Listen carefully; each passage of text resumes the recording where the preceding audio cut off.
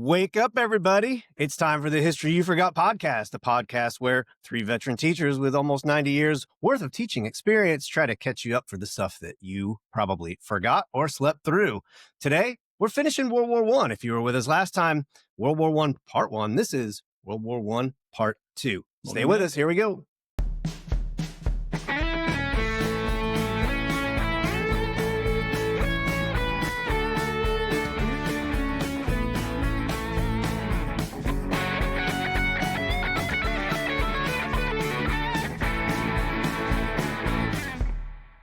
I'm Jeff Breedlove.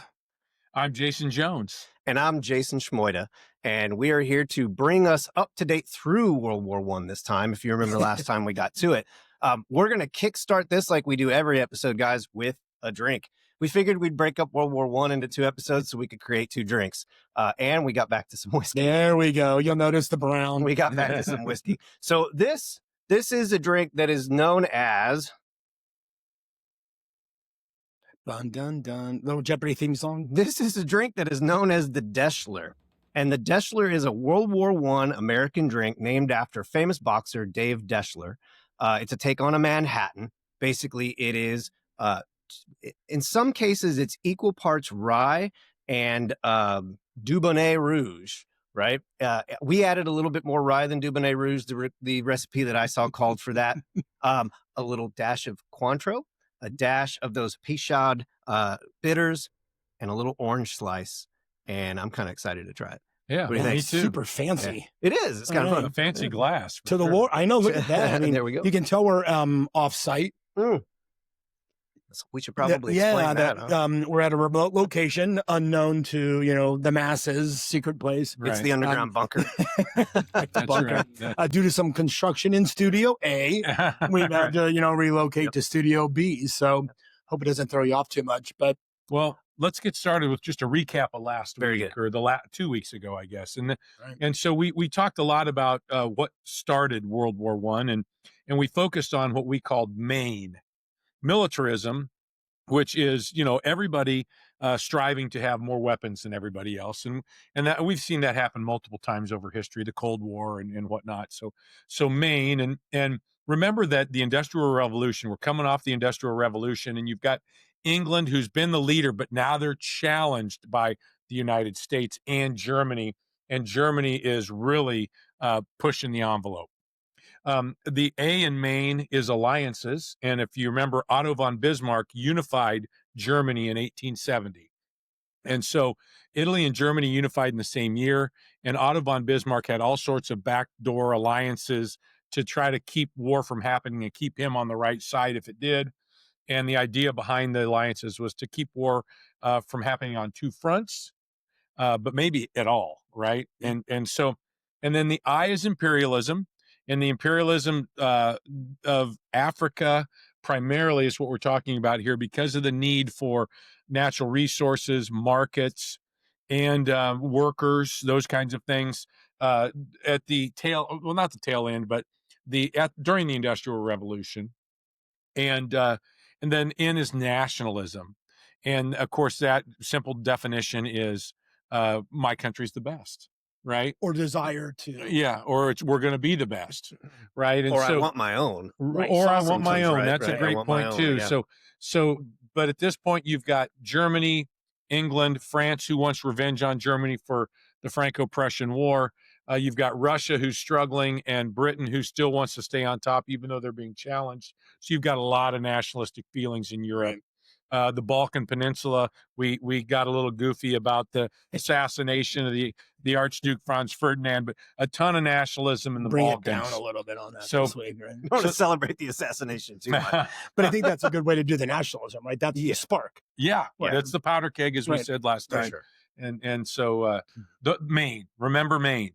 Mhm. And then we'll just say that the catalyst, right, the tipping point event is going to be the assassination of the Austrian Archduke. And then in a matter of weeks, right, all these secret alliances come into the public, and everybody's now pulled into a war that everybody has seen coming for a while. I mean, no one's surprised, but I think when you talk about that, everybody's kind of excited for. Well, yeah, there's a group of people and that really believe Europe needs cleansed. right? We need to eliminate some people. We're overcrowded, so on and so forth. There's groups of people we don't want around. So that cleansing idea, and the idea that with that nationalistic feeling that we're going to prove that we're the best. Yeah, and I think to clarify the cleanse piece, Oh. right? No, I mean, no, I'm saying like different ideas: communism, socialism, Yes. rise of women's rights. No, I was just like, I think you used the word purge. Yeah. Well, Purge last time. That you said, Somebody, but those new kind of anarchic or an anarchy type, right? Philosophies that have popped up. And there's this idea that we need to get back to these sort of traditional conservative values. And the war might do that. Right? for sure. It might. It It will be the war to end all wars, right?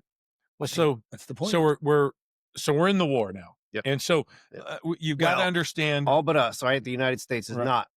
Right. We're gonna try to stick out of this. We're just going to touch on a few of the battles, right? We're not going to touch on all of them. We've kind of pinned it down to 3. Yep. Which kind of sets us up for the first really big one, Mr. Jones. Yeah. And I think we have to understand the German battle plan. Good. And the German battle plan is called the Schlieffen Plan. And the military leader of Germany who helped set that up was a Bismarck era military general or colonel. And he is no longer alive. Right. So the rest of Europe kind of called it the dead man's plan after the fact. Right. But the idea behind Germany's plan was Russia is traditionally really slow to mobilize. They're 100 years or so behind everybody else in industrialization. And so they're slow. So we aren't worried about Russia immediately. So we're going to sweep through Belgium and the Netherlands down into France. We're going to take Paris. And by doing that, going through Belgium and the Netherlands, we're bypassing the French troops, the French fortifications, and we're going to take Paris. And after we take Paris, France is done.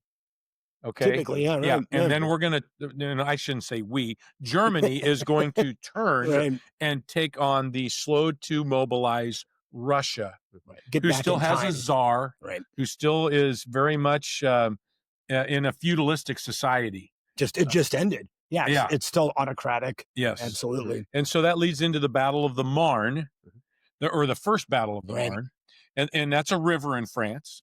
And so because Germany chose to sweep through Belgium and the Netherlands, the Belgian troops really slowed them down. They thought it would be very quick. They'd get through there in a day or so. It ended up taking 3 or 4 days. And so the 3 or 4 days are going to allow the British and the French to kind of get themselves organized. And they are going to get dug in a little bit and prepare to stop the Germans. Now, Jeff, remind me here, Mr. Breedlove, I think it was only 14 miles outside of Paris. It was Germany almost ended the war with France. Oh, absolutely. But they stopped them at the Marne River. And because of that, you're going to see both sides dig in this idea of trench warfare. And Germany's going to have a 2-front war now because Russia's the 3rd member of the alliance with Britain and France. Right. And I think there's some of those great anecdotes too, right? The Battle of the Marne. This is when, in order to save Paris, right, they're rounding up any able-bodied person and driving to the front in taxi cabs. Yeah, anything they can find. Any kind of, motorized vehicle, and anybody of age, right, is expected to kind of show up to service. Everybody it's like a wall, right? I mean, that literally Paris fell in 1870, right? When the Germans last, and it led to a revolution in France. That's kind of the key. I think you're right. But that Battle of the Marne has some of those great little tidbits, about how you defend the city of Paris, right? Has to survive or it's over. But I think also that you need remember that one of the reasons that it fails as well is that Russia is much quicker to kind of get to the front, even though they have 1,000 miles. Since everybody has known the war is coming, they kind of pre-mobilized a little bit. Right? They're not 1,000 miles away. Yeah, so the dead man's plan, it's wrong, right? Because it's 30 years old, right? And so it's wrong in the sense that Russia's more ready than we think, and you mentioned the taxis. I mean, think about that. You're maybe getting 3 or 4 soldiers in a vehicle, and you're rushing them how many? I don't know how many taxis. Shut up. Oh, I'm sure. Or other Milk cars, trucks or whatever, right, whatever yeah. they can find, and It reminds me kind of like the World War I equivalent of Dunkirk, yeah, where the British are literally anything that floats, right? They're trying to rescue their troops to stop, right. So, I mean, I think, not to kind of bring it up, but it's a great battle just because of that sort of story to it. Yeah, and I think both sides lose 250,000 men. I mean, it's a huge losses. And unfortunately, because and just a quick reminder, like if you go back to like the Revolutionary War or even the U.S. Civil War, Right. they fought a gentleman type of war where they lined up in fields and they stood 100 yards away from each other and they shot at each other. Right. And so now you've got the machine gun, grenades, the really rudimentary tanks, all sorts of poison gas you mentioned last. And so all of a sudden that gentlemanly type of war doesn't work. So they dig in, and now anytime you run across no man's land, you're running into machine gun fire. And so the losses are astronomical. And nobody's ready for that. Nobody understands how to fight that kind of a war, right? I mean, I think your point is well taken. You usually see the face of your enemy, right? And you're close enough, but now all of a sudden you're 6 to 8 feet underground. Right. And another funny thing, or not funny, interesting thing about this is the French showed up in baby blue uniforms. You stood out like a sore thumb. Something like wearing a calming color. Yeah. Right. So this is the You war would have that's thought, going, that's going to camouflage. Darker colors, grays, browns, greens are going to start being used. And it's because the weaponry. Yeah, and I think that your point is well taken, that the Marne sort of as the first major battle, but we start to recognize, first of all, that this is going to be a war of attrition. Right. It's going to be last man standing, right? Since everybody has the same number of weapons and the same type of weapons and the same number of troops.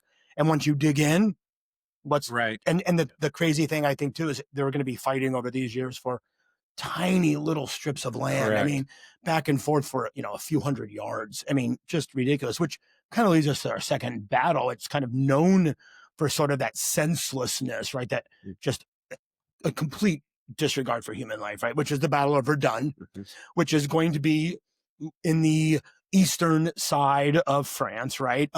It's going to be one of the bloodiest, especially early on, and one of the longest, right? It's going to last for a while simply because both sides are dug in. Yeah, and I think that's a good point because these weren't like several days.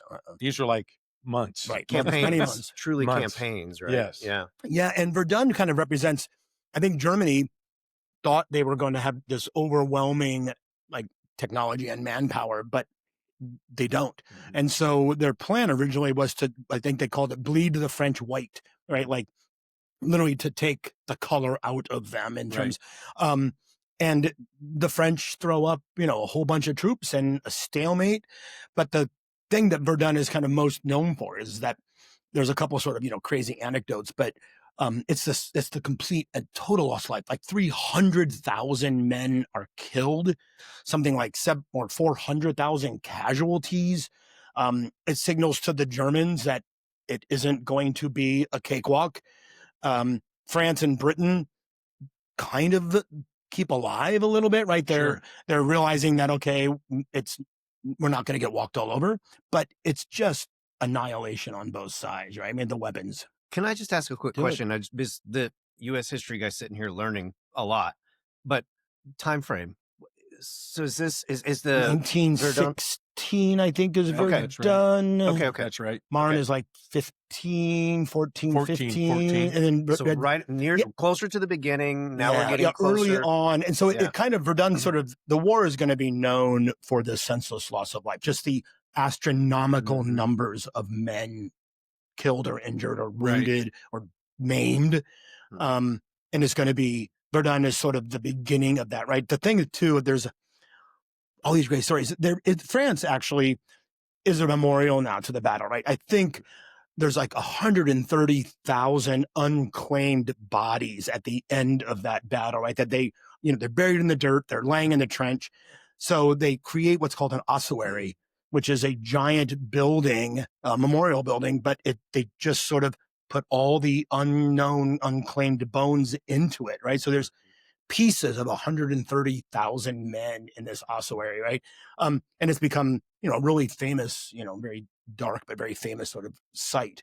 But Verdun also then, the ossuary is critical, but it's going to then signal, right, as we get towards the end of the war, that the British and the French are clearly going to need some help, right? I mean, it's not going to be won with just the teams that are on playing. Right. Yeah. And it's a complete stalemate. Yeah, that's right. Yeah. That's a complete stalemate. And things like prosthetic limbs and those kinds of things are going to become the norm, right? I think for it's- these guys. Yeah, it's a war where Civil War, if you got shot, if you were wounded, you died, right? The disease, the gangrene, that you weren't going to survive it more than likely. But medicine has advanced pretty significantly in this Right. 70 years. So, yeah, you could lose an arm or part of your body and survive. Right. Right. And so you have that first sort of survivor, but maimed of a war. I can remember some TV shows that I've watched over the years where one of the characters that had been in World War One had, sometimes it was a piece of their face even. Yeah. that Oh, they- yeah. You know, things like that. The that were shrapnel, just new so- weapons. Yeah. Right. Yeah. Yeah, crazy. Yeah. Well, and that leads us into another, Right. maybe the most deadly battle of the war. I think it is. The actually. Somme, right? Yeah, the Is it Somme, really? right? Wow. I At least think- for the British, for sure. Oh, yeah. I mean, but the British lose something like 29,000 men the first day Yeah. are dead, like Yeah. 50,000 are casualties. So I think it goes down as the single largest loss of British life in like the history of the British Army, right? It's that Well- sort of catastrophic. And I think this was the first battle tanks were used. Okay. And so, It was. Yeah, you're right. And so tanks, of course, were a much, in the 20 years between the two wars, tanks were much more Developed. deadly, Yeah. right? In World War II. World War I, the tanks were more of a moving metal fortress with machine guns. Didn't have the big guns on top all the time anyway. Early on, a lot of times broke down. Yeah. No man's land was not very smooth, so it was going through craters created by shells, and so even though they were helpful, Right. they may not have been quite as good a I think- weapon yet. Absolutely. I think some of it is just sort of like shock and awe. Oh, sure. They probably did affect the outcome, but just the fact that they're there, that you have these giant metal moving tanks moving, objects. Yeah. right? That's kind of psychological warfare there. Right. We take that for granted. because We do. we're So you Used to learned it. about, but if you think about it, the very first time you would have ever seen that and it was in person, it was Right. Oh, shocking. absolutely. Absolutely. Yeah. Well, remember the airplane was new That's too, what I and was so gonna say, yeah. airplanes were Yeah. used early on for watching troop movements. Right. But then, obviously you have dogfights later, and you hear of guys like the Red Baron, Mhm. who's arguably the greatest World War I ace of all time, even though he died in the war. Yeah. Zeppelins. The Zeppelins. dirigibles are used by everybody, Mhm. right? As spy to see Right. where troops are, to kind of, because they could fly high enough that you couldn't shoot them down. Right. But people used to like go out into the streets to watch the air battles because again, it was so new that you would sort of watch, this go on above you. Well, and with the airplanes, when they originally put the machine guns on the airplanes, they would shoot their propeller off. Right. They had to time. They had to time them up. Right. I love that. The Okay. timing. Right. Absolutely. Because they're new. And I hate to do this, but I'm going to give World War I Museum another plug. If you Mhm. go down there, it's fascinating You what they can't used give to it enough plugs. drop Right. out of these airplanes. They would fly down the trenches of the enemy, and there were literally like 6-inch long nails. And that's not what they called them. And I know that's the wrong term, but the pilots would drop them out of the side, and you might be standing, we might be talking in the trench, and all of a sudden I just drop over. Or It be gone. It makes no Right. sound. That thing would go through the helmet, Right. right? And you're all of a sudden you're gone. Crazy. And so the things they were trying, Yeah. Right. were pretty crazy. Before they were able to like drop proper bombs. Right. Let's just get these big ass nails. Yeah, and drop See them what happens. and see what happens. Right. I mean, the concept was there. Right. Right. And I guess, innovation. Yeah. But I think that reminds me a couple of things when you say that, right? Is that this is going to be the term we're going to kick around a lot is total war, Yeah. right? So for the first time, for all the things we've talked about, war is just bigger, Yeah. and it's so much more deadly. But I think you also have to remember that really kind of for the first time, civilians become targets. Like for sure. it's decided, previously you keep mentioning like rules of war, right? Gentlemanly way. You never targeted. It was only soldiers, Only right? And people in everybody uniform. knew that, right? Yep. But in World War I, it becomes obvious that the way to topple governments would be to turn their people against them, right? We're mostly democracies, right? So if your people are tired of being bombed and are tired of losing battles and having their men killed and everybody else killed, they will vote their governments out. And if they vote their governments out, there's a chance you could end the war, right? Somebody would come in and say, this is bad. So we mentioned the concept of total war when we talked about the Civil War, and it was with Sherman's march. So a good example of showing you that is that at that point, Sherman said, we need to punish the citizenry of the South, and that directed the war towards them in a similar way, right? Similar strategy, even if it was just contained in that little. And I also want to mention, too, that total war, it may not be the civilians getting shot at. It might be the civilians starving. They can't. They ration meat or bread or those kinds of things. And so the city just becomes a target. So you could just a bomb could drop out of nowhere, right? And even though you were hundreds of miles from the front, right? That was, I think that's what I think the war, there's so many great movies, right? That have really, 1917 and they have such good visuals. And I think the best way to get that sense is to watch something visceral like that. I think about being, 17-year-old. Well, I was watching something a couple of weeks ago that the need for men became so great in the Europeans that they stopped checking for age. Yeah. And so even though 18 is probably the normal, they were basically any able-bodied male. If you walk in, you go, oh, I'm 14. They go, no, you're not. Turn around and come back in and tell us how old you are. And you'd walk out and you go, hi, I'm 18. They're like, great. And so, we're talking boys sometimes, young boys. And so we've got cities now being bombed. We've got young boys fighting.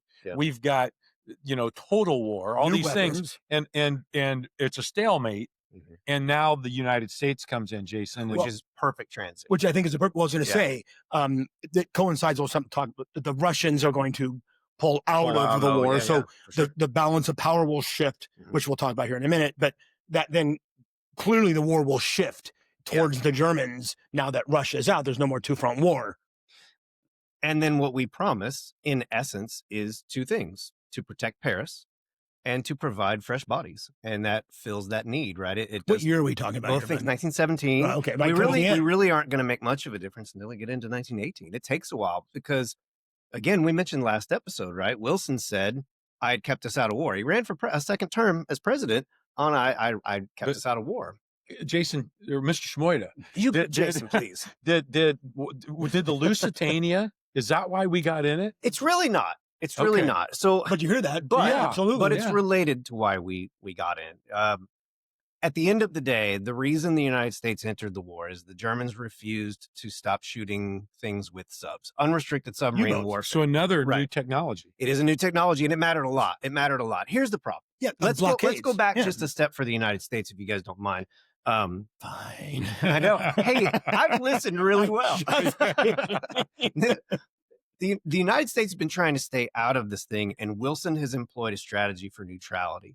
And if you stop and think about it, if you're a nation in the middle of a global war and you want to stay neutral, you really have two options. You can continue to trade with everyone equally and stay neutral that way, or you can stop trading with everybody and be neutral that way by just completely staying out.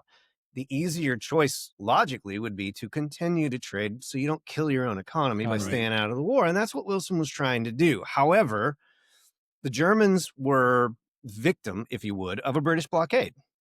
Right. Now, we're neutral, so we can say that the Germans were victims in that case, which meant we were able to trade with the British, but we were not able to trade with the Germans only because of the British blockade. And what the Germans wanted us to do was to negotiate with Britain to stop that so that we could continue to trade with Germany. And of course, the British wouldn't. Now, how hard were we pushing for that? That's not clear. It's certainly not clear. And it kind of seems as if maybe we weren't pushing all that hard. We were just playing the neutral card.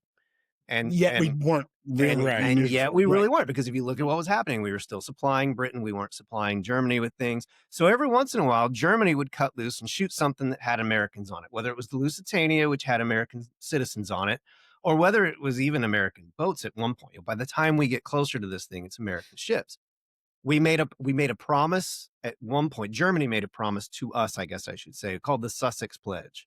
So after the sinking of the USS Sussex, they promised that they would do their best to avoid American ships. And that was going to keep us out of the war. Because Germany doesn't want us. Germany doesn't really want us in the war. However, there comes a point where Germany has to decide, okay, Russia's gone. Yep. Right? But Germany has to decide, is it worth it to tiptoe around the United States and avoid them when they continue to supply our enemy? Or is it worth it just to say, screw this. We can't do this anymore. If you get in the war, you get in the war. And at some point, Germany kind of comes down that way. Like, if you get in the war, you get in the war. What are you going to do? You guys have been trying to avoid the war. There's not much of a sense of hope for a war in the United States. Are you really even ready? Right? Are you? And they were not ready. Right. In fact, you're really far away. And far away, you gotta create an army. Then you gotta take it across the ocean. And we're keeping ourselves out of the war.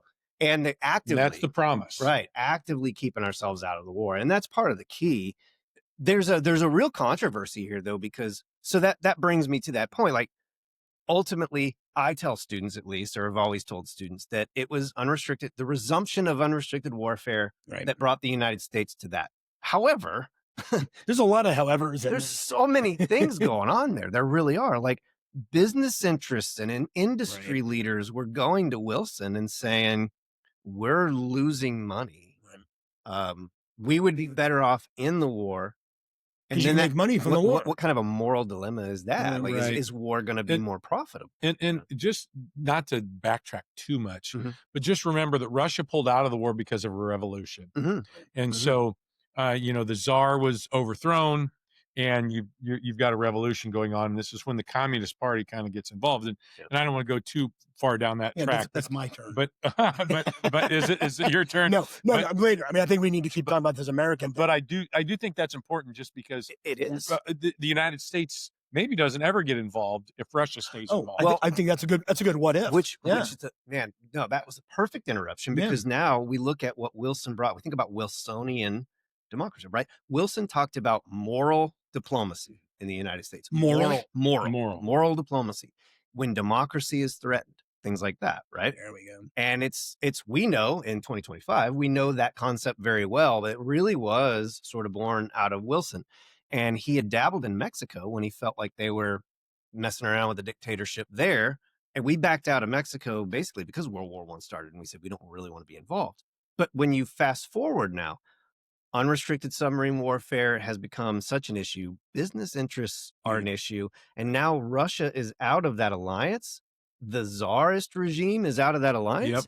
And Wilson can go to Congress and say, this is an opportunity for us to expand our ideology. I actually have two questions for you, Pradip. So I'm guessing, like, the business interests, I mean, Great Britain and France are clearly more economically connected to the U.S.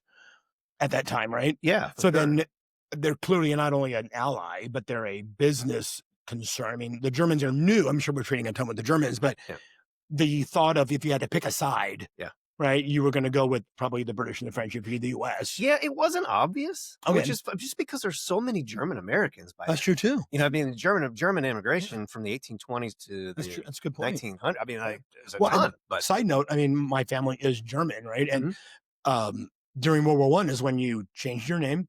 You stopped speaking German, right? And you kind of, I mean, a lot of Germans sort of subverted their German culture to become more American, simply because we were at war eventually with Germany, right? So that would turn a really interesting page, though, because if you think about, like, again, wormhole, we don't want to go down too far here, but prohibition, the 18th Amendment in some ways had been building for decades, and what pushed it over the edge was now, once we got in the war, growing anti-German sentiment. Who owned a lot of the distilleries, who owned a lot of the breweries, and it was a backlash towards. We might not have had the 18th Amendment without it. Well, and wasn't, I'm sorry, you go. Oh, I was just going to say, what an educator right here. We talk about liquor. You're in. But wasn't the income tax in the U.S. also a result of World War I? Right, we had to pay for the war. Well, so, I mean, that's going to be something everybody knows that connected to it. The transition from collecting money from citizens through the tariff, interestingly, and income tax. Yeah, and daylight savings time. I think that was a little bit later. I think that was a Is it? Depression era. Boy, Oh, I'm gonna have to. maybe. I've made a mistake last time, so I want to be careful Well, about that. I could be wrong. think. Is the Zimmerman note part of this as well? Yes. I think you brought yes. Mexico Yes. into it, and I'm like, well, that's where I was gonna sort of okay, complete the whole up to this point in if time. it's even real. I mean, Yeah, there's all sorts of seemingly. right. Up to this point in time, Wilson had even delivered a speech basically asking the countries at war before we got into the war what he called peace without victory, right? Why don't you guys just stop and say it's good and say we've gone down this wormhole, we're deep in it, and let's just stop and repair the damage from here. And of course, if you think about the millions of lives that have been lost by these European powers that were in the war, they looked at Wilson and said, "You're out of your mind.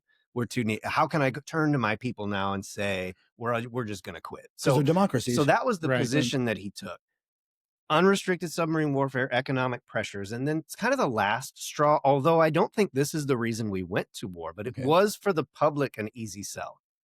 You needed your flag. Yeah. Right. The idea that Germany, knowing we were probably going to get in the war, sent a message supposedly to Mexico saying, we will reclaim your lost land if you occupy the United States in a war so they can't come to Europe. Reclaim the lost land from the Mexican-American From the War. Mexican-American Right. War, And which would again, be this was Texas through California. Again, this was the Zimmerman note. This was the Zimmerman telegram. That supposedly the as they call it. U.S. found like in a trash can or like some sort of weird. Well, it was at the German embassy or something. Well, the interesting part is that if I remember the story right, it was actually intercepted by the British. Okay, and right. the British. And then sent to the But United who States. wanted us in the war more than That's anybody? that's where the Right. question, right? And right, that's now where I there's a remember. little bit of gray. Right. Right. But I think it does. It gives then Wilson the reason to go, all right, and Congress, who's trying to stay out of it, and whether or not it was real or not, that clearly, sometimes happens. But I think we need to kind of jump a little bit to just the impact. hit it. Or?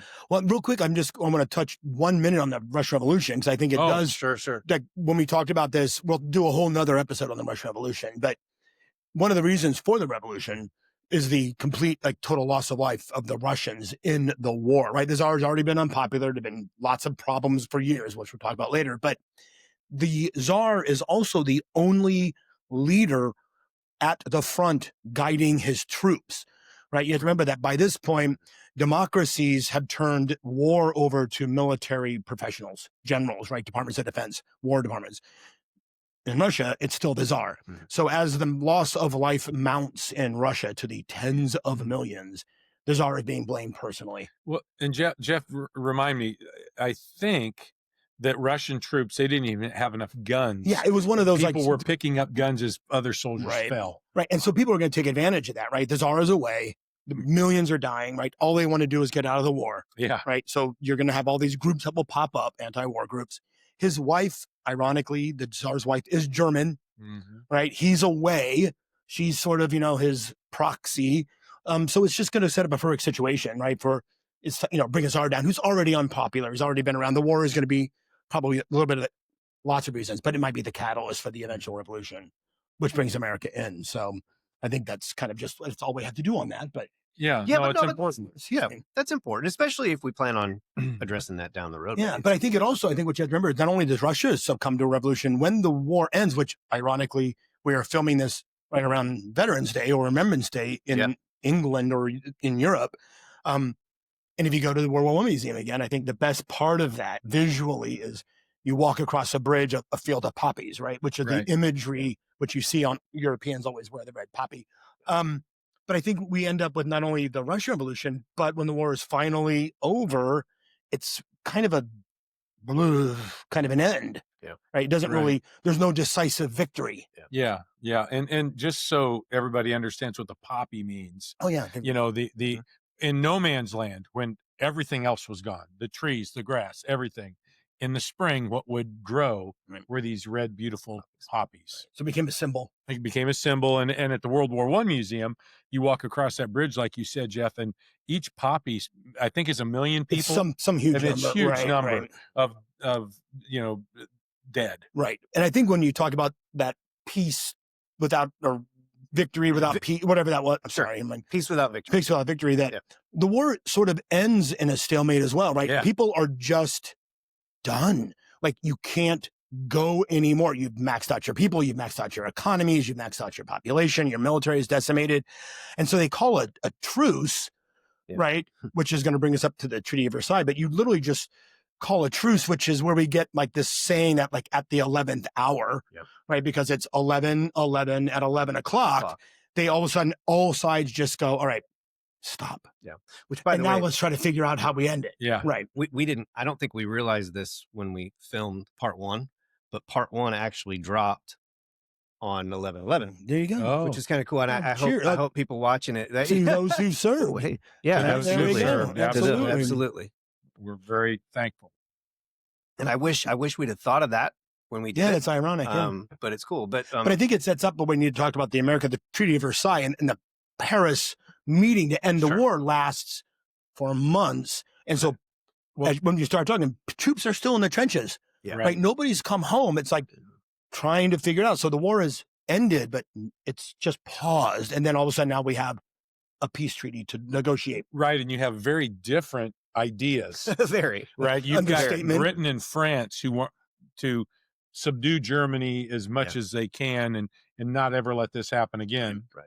And then you've got Woodrow Wilson who has this plan, the 14 points. So if the American entrance, go ahead. Okay, no, I'm just some of that because I'm all saying Germany, although nobody loses, Germany is literally going to be the one who has to kind of stop first. Mm-hmm. Yeah. Right. Because the Americans have tilted it towards the Entente. So Germany is now all of a sudden going to be the last one remaining, right, of the alliance. Well, and Italy, who was supposed to be a part of the alliance, switched sides. So when we cause this pause, right, Germany is about to be overrun. And so we're just kind of trying to protect Germany. But and Germany was hoping to get something that looked a little bit more like Wilson's 14 points, which if you remember the 14 points, I'm not going to sit here and list 14 points, but I will say they basically were 3 blocks of ideas. The first block of ideas were ways to end war forever. And this is Wilsonian idealism at its best. But it's, the shot.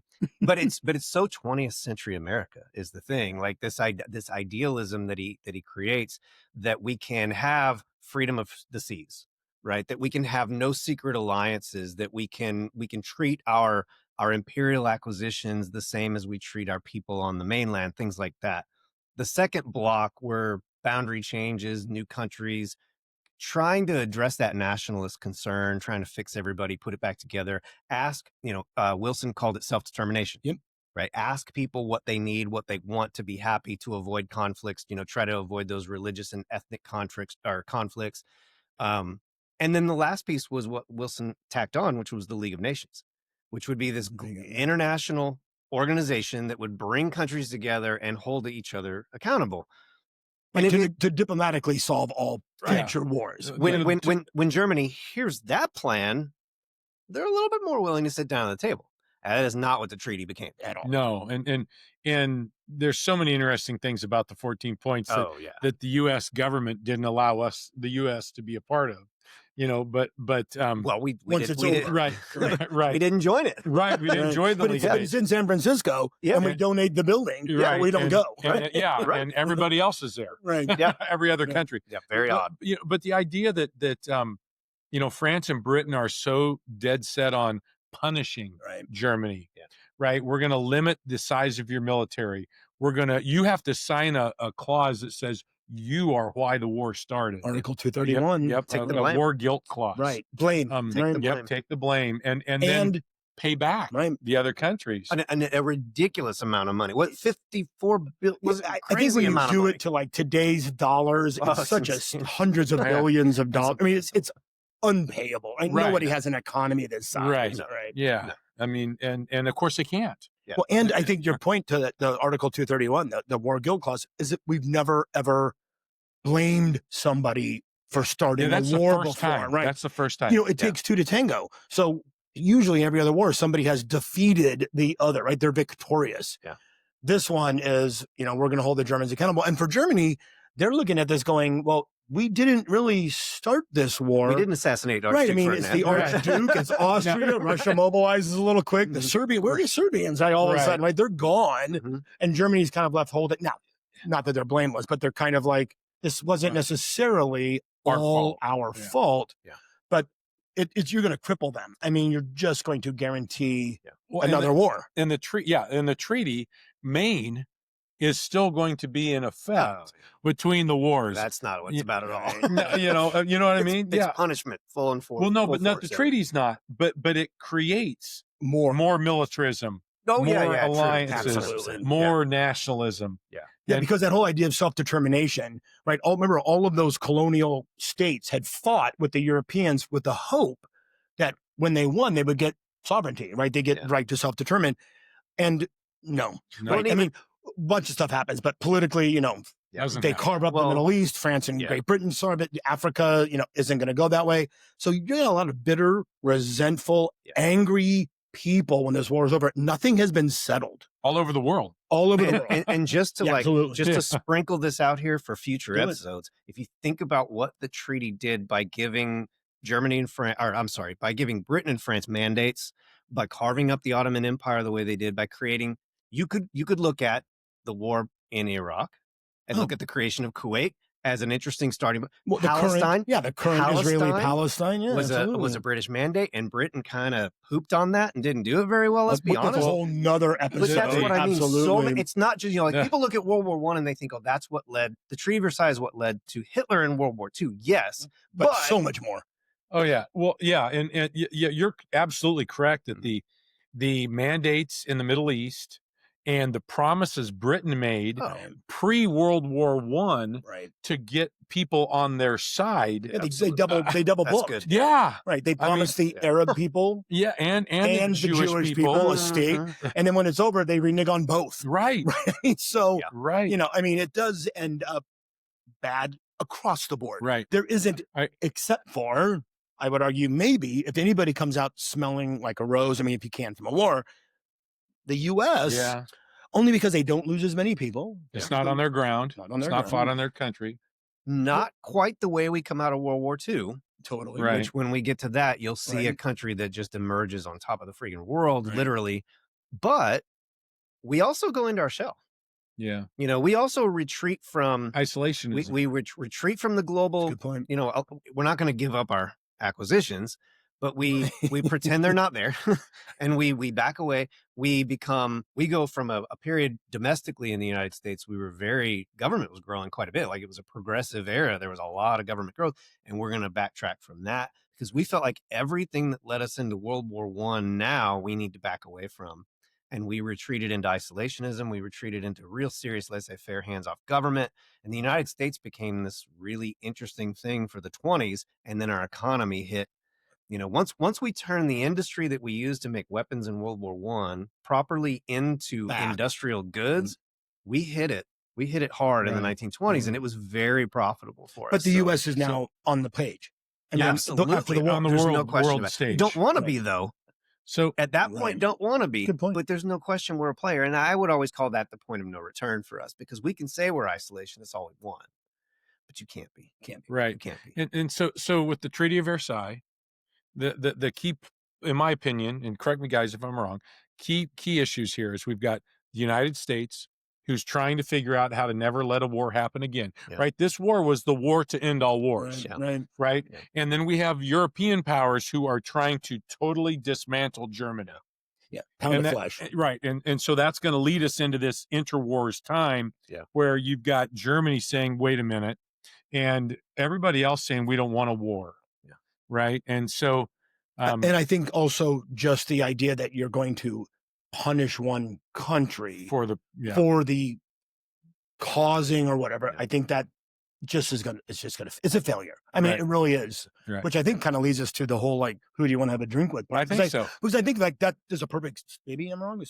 No, I would just add this one. I can't wait for us then, because so many, like, this conversation, this is clearly a pause button, not a stopping point, right? Absolutely. Because so much in that interwar period, the rise of Japan, for example, so many things that are going to be super interesting. To connect it to that, right? Mm-hmm. When Germany is punished, they lose all of their colonies, right? Their Asian colonies go to Japan. So it does signal the rise. Japan also just beat the Russians in a war. So I mean, clearly, I think that's cool. It's like these tentacles. So besides Mr. Schmoyd and I, who would you like to have a drink with? I don't know. And this one, I think I'd have to pick Woodrow Wilson. I think. Careful now. Oh, is he your boy? No, I don't like it at all. Am I stomping on like Wilson? what is he? Oh, no. Well, and I think from an opposite standpoint, I think I would love to know with that, and I in search of a better word, but that Pollyanna vision of the war's outcome for him, right? That it's not only going to be a place for America to kind of shine and come in as these sort of noble warriors, but with those 14 points that is just staggeringly misplaced at the end of horrific, like catastrophic destruction. Do you think that's because he was a college president? Yeah, Princeton. He was a academic before he was a politician, and so was it a ideal of grandeur, or ideal of perfect society? Well, and am I wrong? I'm hard. Didn't he have a stroke? Oh yeah. So late in his presidency. I mean, so I'm also kind of wondering, like my questions would be like, how much, after that stroke. Like his wife, I know, was kind of. I mean, she ran the White House there. Right, did she write it? Right, but you're clearly impacted by that, and then you drop these 14 points, and now you've got this war that clearly isn't going to end like you think it should. How disappointed? Yeah. Well, does he realize how bad it is? Yeah, because the end of his life is full of grief. He is campaigning hard to get the United States to sign the Treaty of Versailles, join the League of Nations, and we just won't do it. We just won't do it. And his vision, he sees it as failing. But at the same time, the thing about Wilson is that just when, kind of like Jackson, just when you get to like the guy, he was an incredible bigot. He segregated the United States government, our military, even further than it was. Right. He also, good story about Versailles. A 19-year-old Vietnamese kid who would eventually become Ho Chi Minh was there knocking on his door with the Declaration of Independence in his pocket saying, "Help us with the French." Oh, no way. God, I love these parts. And of course, Woodrow Wilson says, not the Asian people. Right. God forbid. That's the side of Wilson where you're like, God, I hate that guy. Right? Like you love him at some points, like he gives us that idealism that we do kind of in the 20th century. It's that question you always have to kind of temper, like, is he a man of the time? Right. So you have to sort of go, but really, I mean, the errors there, yeah. Right. But so I think Wilson is a good person to end on. I think there's just a lot of good questions there. But it also kind of brings us up to do we have any idea what we're going to do in the next episode? I mean, I would love to do the interwar. I think so. Okay. I think that'd be fun. I mean, 20s and 30s. Yeah. Well, I think, you got to remember too, if it helps you, like the wars are really two parts of the same event. Yeah. With a 20-year gap in between, which is what we'll talk about next time. Who is that? That Niall, I think I've talked about Niall Ferguson before, but Niall Ferguson, he talks about this as the world wars, like collectively. Singular. We just paused. We went into another role. So yeah, absolutely. There it is. Well, so Inner Years War. Sounds good. Next episode, and so I guess, guys, class dismissed. Thanks for joining.